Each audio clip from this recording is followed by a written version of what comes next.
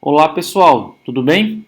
No vídeo de hoje você vai compreender um pouco mais sobre as teorias evolucionistas propostas por Lamarck e Darwin e também um pouco sobre a teoria moderna ou sintética da evolução.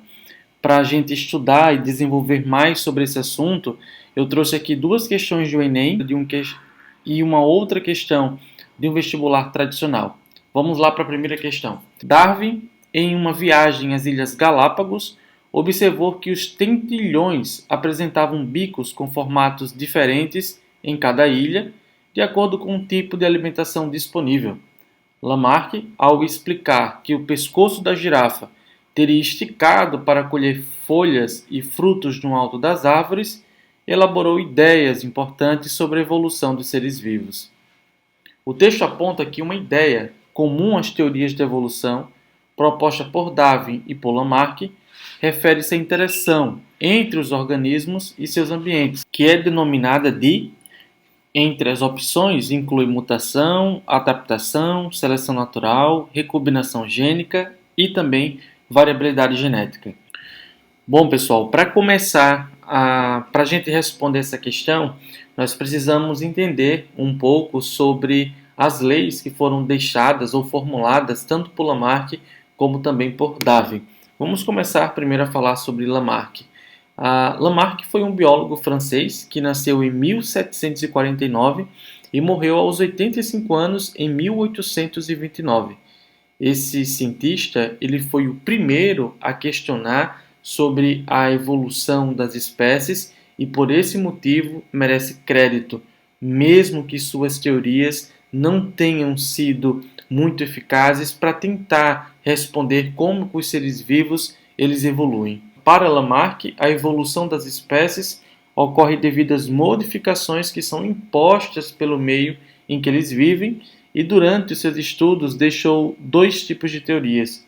A lei do uso ou do desuso, em que um órgão ele tende a ficar mais desenvolvido com o seu uso contínuo. Da mesma forma, se ele for pouco utilizado, ele pode reduzir o seu tamanho ao longo das gerações. A segunda teoria, a de que as características adquiridas são transmitidas a seus descendentes, ou seja, todas as mudanças desenvolvidas pelas espécies são herdadas pelos seus descendentes.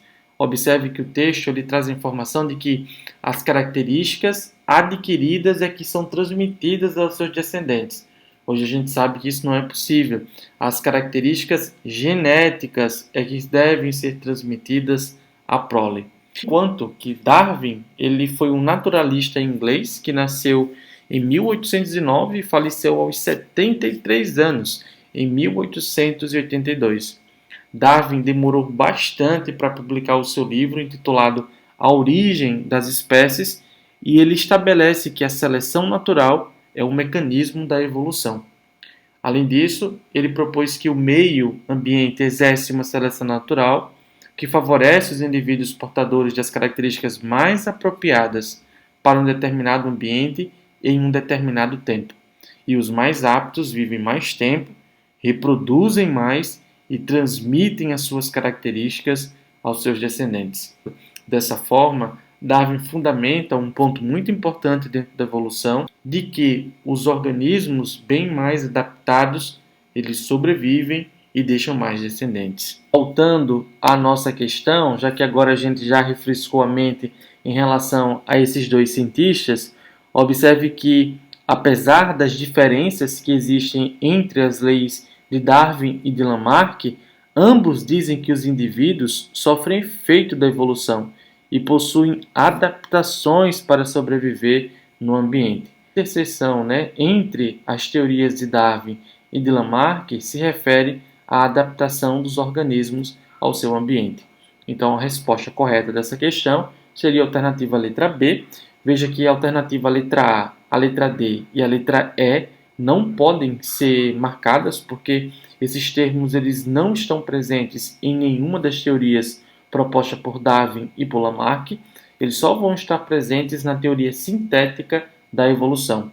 E na alternativa C, ela é falsa, porque a seleção natural é uma das propostas de Darwin e não de Lamarck. Ok? Vamos para a segunda questão. Também do Enem, agora em 2012, em que fala o seguinte. Charles Darwin apresentou em 1859, no livro A Origem das Espécies, suas ideias a respeito do mecanismo de evolução pelo processo de seleção natural. Ao elaborar a teoria da evolução, Darwin não conseguiu obter algumas respostas aos seus questionamentos. O que esse autor não conseguiu demonstrar em sua teoria? Dentre as alternativas está: letra A, a alternativa dos mais aptos. Letra B, a origem das variações entre os indivíduos. Letra C, o crescimento exponencial das populações. Letra D, a herança das características dos pais pelos filhos. E letra E, a existência de características diversas nos seres da mesma espécie.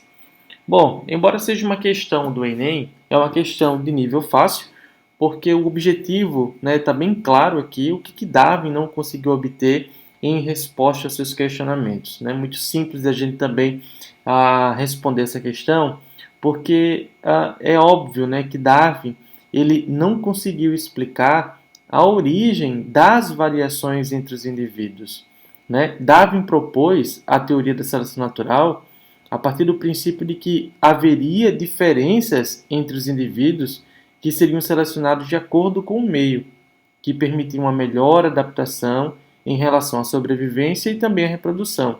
No entanto, ainda não havia o conhecimento sobre o DNA e como essas alterações elas eram passadas ou geradas, inclusive. A teoria que aplica os conhecimentos da biologia molecular à teoria de Darwin, ela é conhecida como teoria sintética da evolução ou simplesmente neodarwinismo. Então, a resposta dessa questão aqui seria a alternativa letra B, a origem das variações entre os seres vivos. E a gente sabe que essas variações aqui elas acontecem a nível de DNA, ok? Então, resposta alternativa letra B. Vamos para a terceira questão desse vídeo, terceira questão e última desse vídeo, que diz o seguinte: uma professora de biologia explicou aos seus alunos que a quantidade da enzima lactase diminui muito ao longo do desenvolvimento de indivíduos originários de povos orientais, o que impede a degradação efetiva do açúcar do leite.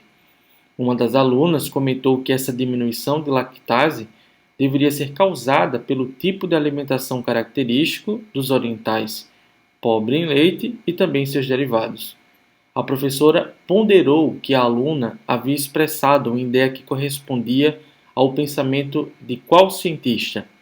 Darwin, Morgan, Lamarck, Crick ou Mendel? Bom, é uma questão bastante interessante, dá para pensar um pouquinho. Essa questão ela traz um problema interessante, mostrando que os indivíduos orientais, pelo fato de não consumirem produtos derivados do leite, a enzima que o nosso corpo produz ao consumir esse determinado tipo de alimento, nesses povos ela é diminuída. E com isso, esses indivíduos, ao longo do tempo, eles passam a não conseguir mais degradar o açúcar do leite quando entrarem em contato com esse tipo de alimento ou em algum estágio da sua sobrevivência. E então, a que se deve essa ideia que a professora observou? Então, olha, claramente aí a gente consegue observar traços do lamarquismo, principalmente na lei do uso do desuso. Pelo fato de você não estar mais usando uma determinada estrutura do seu corpo, ela tende a atrofiar e, nesse caso, acontece a diminuição da produção da enzima lactase. E então, o autor dessa teoria seria Lamarck, alternativa letra C. Darwin, conhecido pela seleção natural, então descartaria a alternativa letra A. Alternativa B, Thomas Morgan é o nome do cientista, recebeu o Prêmio Nobel de Fisiologia e Medicina em 1933 pelos seus trabalhos sobre o papel dos cromossomos na hereditariedade.